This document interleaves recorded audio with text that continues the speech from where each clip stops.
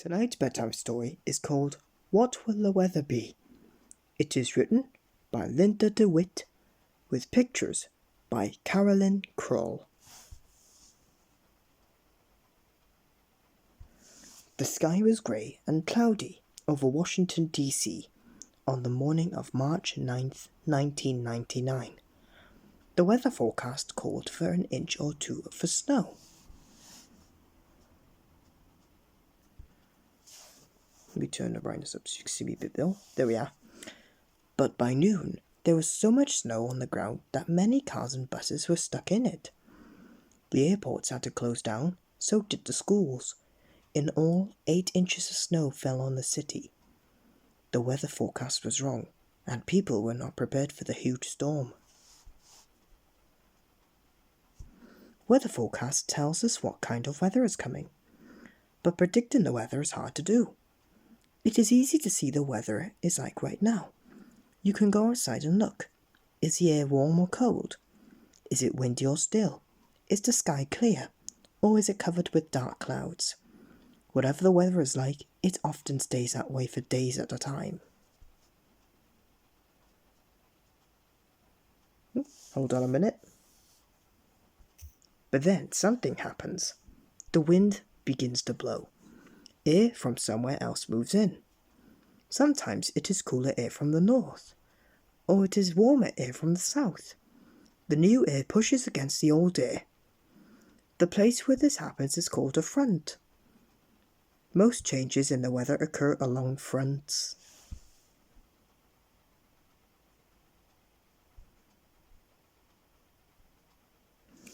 Where cold air pushes against warm air, we say there is a cold front. Cold fronts move fast.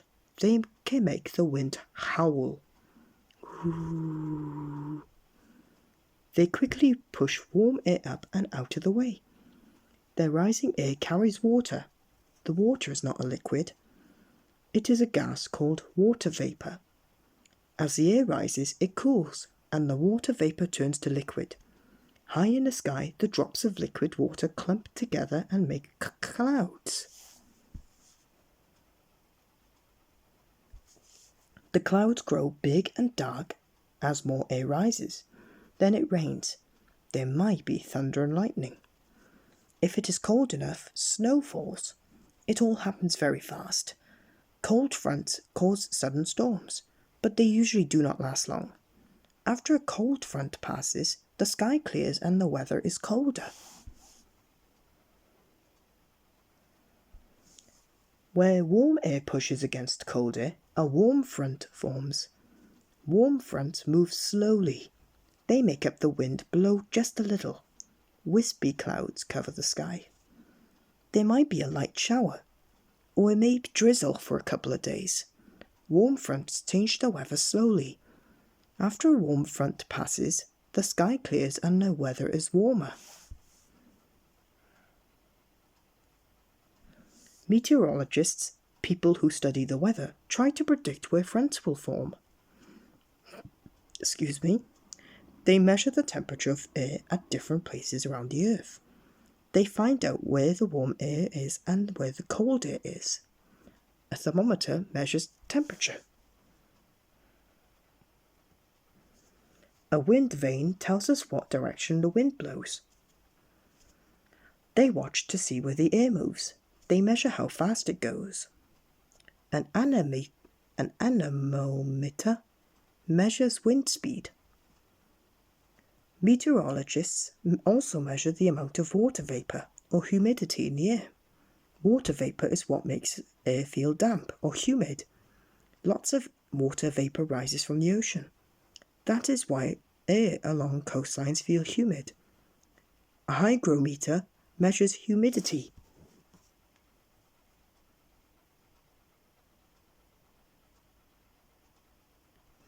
Another thing meteorologists measure is air pressure. It's hard to imagine, but air has weight. And all of this weight presses on the earth. It presses on everything, even you.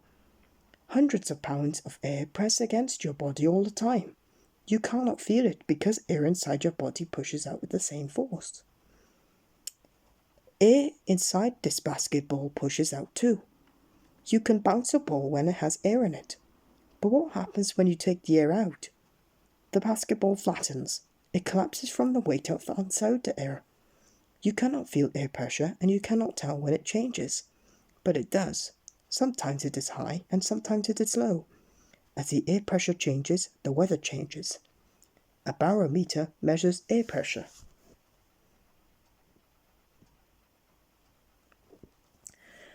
Where air pressure is low, air is rising into the sky. Water vapor in the air turns to liquid and clouds form.